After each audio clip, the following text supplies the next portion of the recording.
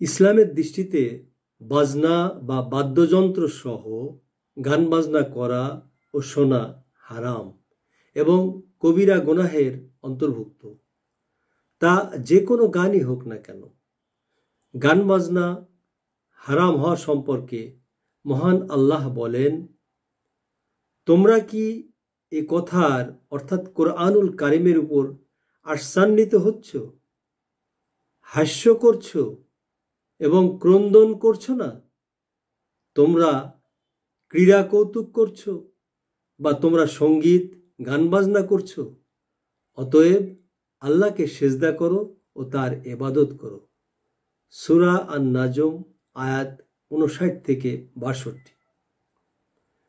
মহান আল্লাহ বলেন, এক শ্রেণীর লোক আছে যারা মানুষকে আল্লাহর পথ থেকে বিভ্রান্ত বা গোমরাহ করার উদ্দেশ্যে লাহওয়াল হাদিস অর্থাৎ বেহুদা কথাবার্তা সংগ্রহ করে অন্ধভাবে, আর তারা ওইগুলিকে হাসি ঠাট্টা হিসাবে গ্রহণ করে।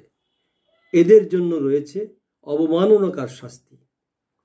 যে ব্যক্তি লাহওয়াল হাদিস অবলম্বন করে সে দোজখের কঠিন শাস্তিপ্রাপ্ত হবে, কাজেই তা হারাম। সূরা লোকমান আয়াত 6। মহান আল্লাহ শয়তানকে সম্বোধন করে বলেছেন, তোমার কণ্ঠ বা আওয়াজ দিয়ে তাদের মধ্যে যাকে পারো প্ররোচিত করো। সূরা বনী ইসরাইল আয়াত 64। শয়তানের আওয়াজ হচ্ছে ক্রীড়া ও সঙ্গীত বা গান বাজনা। মহান আল্লাহ বলেন, আর কাবা ঘরের কাছে শুধু শীষ ও হাততালি দেওয়াই তাদের সালাত, কাজেই তোমরা শাস্তি ভোগ করো, কারণ তোমরা কুফরি করতে। সূরা আনফাল আয়াত 35।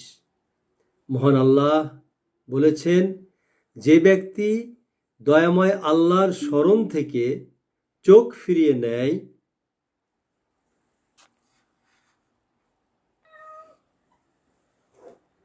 মহান আল্লাহ আরো বলেছেন, যে ব্যক্তি দয়াময় আল্লাহর স্মরণ থেকে চোখ ফিরিয়ে নেয়, আমি তার জন্য এক শয়তান নিয়োজিত করে দেই, অতঃপর সেই হয় তার সঙ্গী। আর নিশ্চয় তারাই শয়তান মানুষদেরকে আল্লাহর পথ থেকে বাধা দেয়, অথচ মানুষ মনে করে তারা সৎপথে রয়েছে। সূরা যুখরুফ আয়াত 36 ও 37।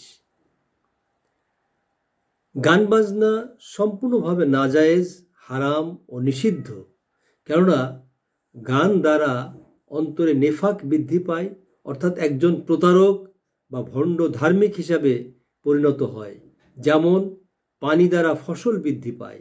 তাছাড়া অন্তরে জেনার চাহিদা সৃষ্টি হয় এবং মানুষ বিপথগামী হয়।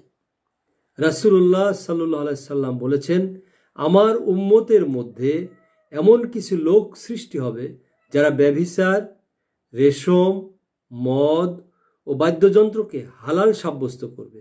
সহিহ আল বুখারী।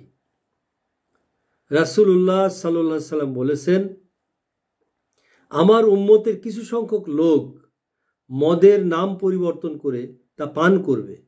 তাদের মাথার উপরে গান বাজনা ও নারী নৃত্য চলতে থাকবে। আল্লাহ তাদেরকে মাটিতে ধসিয়ে দেবেন আর তাদেরকে বানর এবং শূকরে পরিণত করে দেবেন। সহিহ ইবনে মাজাহ 3247 নম্বর হাদিস। রাসূলুল্লাহ সাল্লাল্লাহু আলাইহি সাল্লাম বলেছেন, তোমরা গায়িকা ক্রয় বিক্রয় করো না এবং তাদেরকে গান শিক্ষা দিও না, আর এসবের ব্যবসায় কোনো কল্যাণ নেই। জেনে রাখো এর প্রাপ্ত মূল্য হারাম। জামেআত তিরমিজি 1282, ইবনে মাজাহ 2168।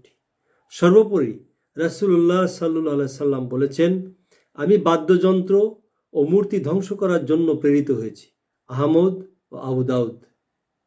মহান আল্লাহ আমাদেরকে গান বাজনা থেকে বেঁচে থাকার তৌফিক দান করুন।